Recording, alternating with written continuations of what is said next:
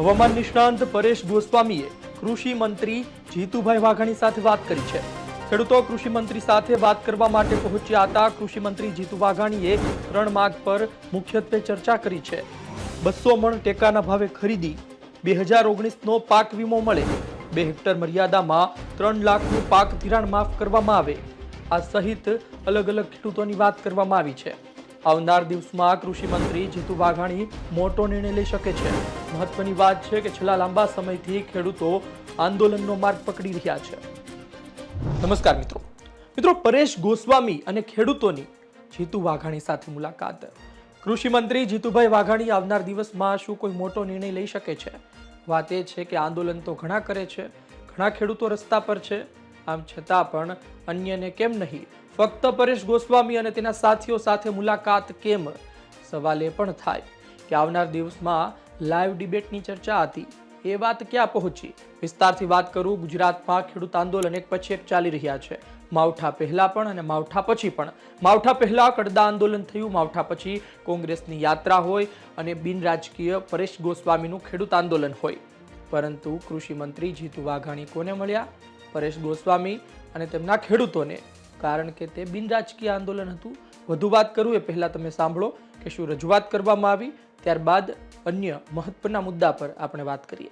અમે એવી અપેક્ષા રાખીએ કે સરકાર શ્રી એટલું ધ્યાન આપીને આ પાક ધિરાણ જે અમારું છે 2 હેક્ટરની મર્યાદામાં 3 લાખ રૂપિયા સુધીનું જે ધિરાણ આપણે જે સરકાર તરફથી આપવામાં આવે છે, એ બેંકોનું ધિરાણ છે એમાં કંઈક અમને રાહત કરીને માફ કરે એવું અમે આમાં લેખિત લખ્યું છે। બીજો એક મુદ્દો તમને સાથે એક મોટી આપણું એક સારી યોજના છે, સરકારની ખૂબ સારી યોજના પણ છે। 3 લાખ રૂપિયા સુધીનું પાક ધિરાણ હોય ને એમાં 0% વ્યાજ, ખેડૂતે કઈ વ્યાજ નહીં દેવું, પણ એની અંદર યોજના એવી છે કે 7% થી બેંક ડેબિટ કરે છે, પછી 3% કેન્દ્ર સરકાર આપણા ખાતામાં જમા કરે, 4% છે રાજ્ય સરકાર જમા કરે। હવે જે રાજ્ય સરકાર જે છે જમા કરે ને એ થોડીક પેન્ડિંગ પણ છે, તો રાજ્ય સરકારની જે રકમ પેન્ડિંગ છે એ 4% રકમ પણ દરેક ખેડૂતને થોડુંક મળી જાય તો અત્યારે આર્થિક રીતે અમે બધા થોડા ભીડમાં છે તો બધું કામ લાગે, એટલે આ આટલી માગણી છે એટલે આ માગણી સાથે અમે લેખિતમાં કૃષિ મંત્રી સાહેબને આપીએ છીએ। આવો પ્રવીણભાઈ, આવો ભાવેશભાઈ, આવો બધા। અને મહત્વની વાત છે કે કૃષિ મંત્રી સાહેબ આજે અમને ઘણો સમય પણ આવ્યો, ઘણું બધું જાણવા મળ્યું, કૃષિ ભવનની અંદર પણ ઘણું બધું જોવા જેવું છે, ખેડૂતો માટે સારી બધી ઘણી બધી અહીંયા વ્યવસ્થા પણ છે, અને આ વ્યવસ્થાની સાથે જીતુભાઈ વાઘાણી અમને સમૂહમાં બધાને એક સાથે સમૂહમાં રૂબરૂ મળ્યા છે, અમારી વાત સાંભળીને એક પછી પોતે ખેડૂત છે, એટલે પોતે ખેડૂત છે એટલે પણ આપણી વાતને સમજી શકીએ છીએ અને પોતે આ વાતને ગંભીરતાથી પોઝિટિવલી લઈને જેટલું પણ સારું થાય એટલું અત્યારે કરે જ છે સાહેબ સારું। આપે સાંભળ્યું કે શું રજૂઆત કરવામાં આવી, પરંતુ અમે જાણ્યું ત્યારે આ વિડીયો અધૂરો છે, કારણ કે રજૂઆત તો અન્ય મુદ્દે પણ કરવામાં આવી।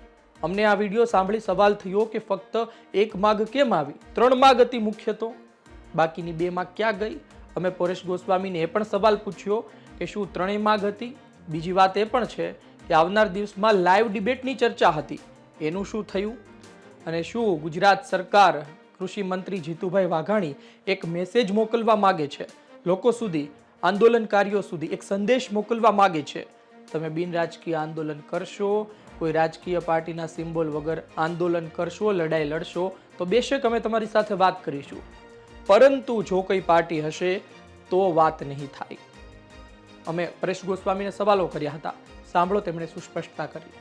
ધાર્મિકભાઈ, જોવા જઈએ તો અમારું જે બિન રાજકીય આંદોલનની શરૂઆત થઈ હતી ને, આ આંદોલનની અંદર ખેડૂતોની એક પ્રથમ પગથિયાની જીત ગણી શકાય, કેમ કે અત્યાર સુધી બધાની માનસિકતા એવી હતી કે સરકાર કોઈનું સાંભળતી નથી, પણ જ્યારે અમે બિન રાજકીય આંદોલનની શરૂઆત કરી ત્યારે સરકાર સાંભળવા તૈયાર થઈ અને કૃષિ મંત્રી ખુદ અમારી સાથે બેઠક કરી છે, ને બેઠકની અંદર અમારા જે 3 મુખ્ય મુદ્દા છે, 3 મુખ્ય મુદ્દા છે અમે કિસાન સહકાર સમિતિના લેટર પેડ ઉપર લેખિતમાં સરકારશ્રીને આપ્યા છે, અને એ સિવાય પણ અન્ય જે મુદ્દા છે જે ખેડૂતો માટે કામ કરવા જરૂરી છે એવા અન્ય 2-3 મુદ્દાની પણ અમે સરકારને વાત કરી છે। 3 મુદ્દા જે લેખિતમાં આપ્યા છે એની અંદર 3 લાખ રૂપિયા સુધીનું ખેડૂતનું દેવું માફ કરવામાં આવે, બીજો મુદ્દો છે ટેકાના ભાવે 200 મણ સુધીની પૂરી મગફળી ખરીદવામાં આવે, અને ત્રીજો મુદ્દો છે કે વર્ષ 2019નો પાક વીમો જે બાકી છે, જે ખેડૂતોના એકાઉન્ટમાં જમા નથી થયું, એ તાત્કાલિક ધોરણે ખેડૂતના એકાઉન્ટમાં જમા કરવામાં આવે। 3 માંગ છે અમે લેખિતમાં આપી છે। સાથે બીજી માંગ અમે એ પણ કરી છે કે ખેડૂતને જે પાક ધિરાણ 2 હેક્ટરની મર્યાદામાં 3 લાખ સુધીનું આપવામાં આવે છે એને વધારી અને 5 લાખ સુધી જે જાહેરાત થયેલી છે એનો પરિપત્ર મળતર કરીને 5 લાખ સુધી કરવામાં આવે. સાથે જે પાક ધિરાણ છે એ 7% વ્યાજ છે એ બેંક વસૂલતી હોય છે. એની અંદર એક યોજના એવી છે કે 7% ખેડૂતના ખાતામાંથી પાક ધિરાણનું જે વ્યાજ વસૂલે છે બેંક, એમાં 3% કેન્દ્ર સરકારે રિબેટ આપવાનું અને 4% રાજ્ય સરકારે રિબેટ આપવાનું હોય છે. એમાં જે કેન્દ્ર સરકારના 3% આપવાના હોય છે એ ઓલરેડી ખેડૂતોને મળે છે, પણ રાજ્ય સરકારે જે 4% આપવાના હોય ખેડૂતોને હજુ ઘણા સમયથી મળેલા નથી. એ તમામ ખેડૂતને 4%નું રિબેટ છે એ પણ આપવામાં આવે.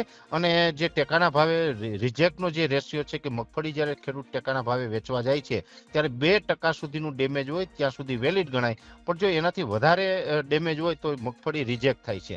ત્યારે અમે મુખ્ય કૃષિ મંત્રીશ્રીને એ પણ રજૂઆત કરી છે કે જે રિજેક્ટ થાય છે એમાં 4% સુધી જો ડેમેજ હોય તો એને પણ ખરીદી લેવી, જેથી કરીને ખેડૂતોની મગફળી છે એ વધુમાં વધુ ટેકાના ભાવે વેચાણ થઈ શકે.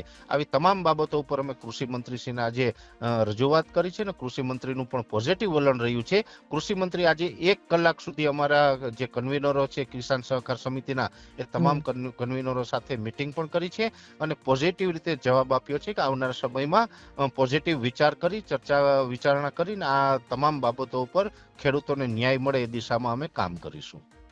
પરેશભાઈ, 2 સવાલ સૌથી મહત્વના છે. એક સવાલ એ છે કે તમે વાત કરી બિન રાજકીય આંદોલન, એટલે કે આ પહેલા પણ કડદા આંદોલન થયું, આ પહેલા પણ કોંગ્રેસે ખેડૂતો સાથે આક્રોશ યાત્રા કાઢી સૌરાષ્ટ્રમાં. વાત એ છે કે શું સરકાર પણ એક એવો મેસેજ આપવા માંગે છે કે તમે બિન રાજકીય રહેશો, તમે ખેડૂત થઈને આવશો તો અમે સાંભળશું? સરકારનો શું મેસેજ હોય એ તો અમે ન કહી શકીએ, પણ એટલી વાત ચોક્કસ છે કે આંદોલન કરવાનો બધા જ ને અધિકાર છે. એ વિપક્ષ હોય તો પણ અધિકાર છે, ઇન્ડિવિજ્યુઅલ કોઈ ખેડૂત સંગઠન હોય એને પણ હક છે, અને સાથે કોઈ સામાન્ય ખેડૂત હોય એને પણ આંદોલન કરવાનો પૂરો અધિકાર છે. અને આ જે લોકશાહીની અંદર આંદોલનો થતા હોય છે એની અંદર જો આપણું કાયદા મુજબનું વ્યાજબી આંદોલન હોય તો સરકાર પણ સાંભળે છે. એવું જરૂરી નથી કે તમે આંદોલન કરો ત્યારે સરકાર નથી સાંભળતી. સરકાર પોઝિટિવ હોય છે, સાંભળવા માંગતી હોય છે, વ્યાજબી માંગ હોય તો આપણી માંગને પૂરી પણ કરે છે. એટલે આજે અમારો એક જે આ કાર્યક્રમ થયો એ જીવતો જાગતો દાખલો છે, એક ઉદાહરણ છે કે તમે જ્યારે પણ કોઈ સારી વાત લઈ અને સરકાર સમક્ષ રાખો છો, આંદોલન કરો છો તો સરકાર તમને પણ સાંભળે છે. એક સવાલ છેલ્લો એ છે કે જે કૃષિ મંત્રી સાથે લાઈવ ચર્ચાની વાત હતી પરેશભાઈ, કે ભાઈ કૃષિ મંત્રી પણ બોલશે, અમે પણ સવાલ કરશું, આખી જે લાઈવ ચર્ચા થશે ઇતિહાસમાં પહેલી વાર ગુજરાતમાં, એ પ્રકારની જે વાત હતી એ આવનાર દિવસોમાં ફરી થવા જઈ રહી છે કે પછી અહીં પૂર્ણ વિરામ લાગે છે? ના, પૂર્ણ વિરામ નથી ધાર્મિકભાઈ. આની અંદર તમે જોવા જઈએ તો આજે જે અમારી વાત થઈ છે કૃષિ મંત્રી સાથે અમારે કોન્ફરન્સ હોલની અંદર જે કૃષિ ભવન છે ગાંધીનગર ખાતે, ત્યાં કૃષિ ભવનના કોન્ફરન્સ હોલની અંદર તમામ બાબતો થઈ છે. તમામના વિડીયો પણ અમે મીડિયાને મોકલેલા છે. અને આવનારા દિવસમાં પણ આ તો અમારી લેખિત રજૂઆત છે. આવનારા દિવસમાં કદાચ આ રજૂઆત છે એ માગણી સંતોષાશે નહીં તો આગળના સમયમાં પણ અમે અમારી જે આ આંદોલન છે ચાલુ રાખીશું. આ ત્રણેય માંગ જ્યાં સુધી પૂર્ણ ન થાય ત્યાં સુધી આ આંદોલન ચાલુ જ રહેવાનું છે, એટલે એમાં કોઈ શંકાનું કારણ નથી. જી પરેશભાઈ, આપ અમારી સાથે જોડાયા બદલ આભાર, ધન્યવાદ. આપે સાંભળ્યું કે પરેશ ગોસ્વામીએ શું વાત કરી. તમે જુઓ કે આંદોલન તો ઘણા કરે છે, આમ છતાં પણ પરેશ ગોસ્વામી અને તેમના નજીકના ખેડૂતો સાથે વાત કરવી એ સ્પષ્ટ સંકેત છે કે તમે બિન રાજકીય આંદોલન કરતા હશો તો અમે તમારી સાથે ઝડપથી વાત કરીશું. બાકી રેલો આવે, પાણી માથેથી જાય ત્યારે તો ભલભલા મંત્રીને વાતો કરવી પડે, પરંતુ શાંત આંદોલન, એટલું બધું ભડકાવ નહીં હોય તો બિન રાજકીય આંદોલન હશે તો અમે વાત કરી લઈશું. બાકી સમય વધુ લાગી શકે છે.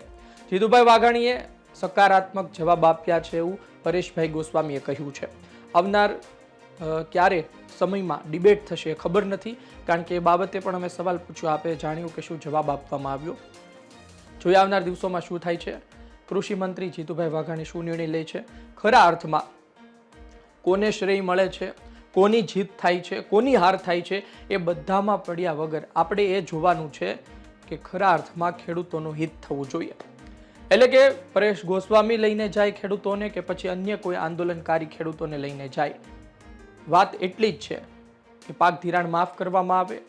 વાત એ છે કે 200 મણ સુધી તમે ટેકાના ભાવે ખરીદી કરો, 2019નો પાક વીમો છે એ પણ મળે.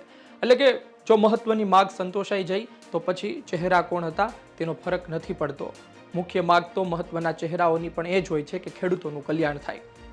આપણે આશા રાખીએ કે આવનાર દિવસમાં ખેડૂતોનું કલ્યાણ થાય, ખેડૂતોના હિતમાં નિર્ણય લેવામાં આવે ને ઝડપથી નિર્ણય લેવામાં આવે, કારણ કે પછી શું ખરીદી કરતા હતા? કેટલાય ખેડૂતોએ તો બધું વેચી નાખ્યું છે. એટલે ઝડપથી નિર્ણય લેવામાં આવે, જે કંઈ પણ નિર્ણય લેવાનો હોય. આવનાર દિવસોમાં ખબર પડશે. આપનું શું કહેવું કોમેન્ટ બોક્સમાં જરૂરથી જણાવજો.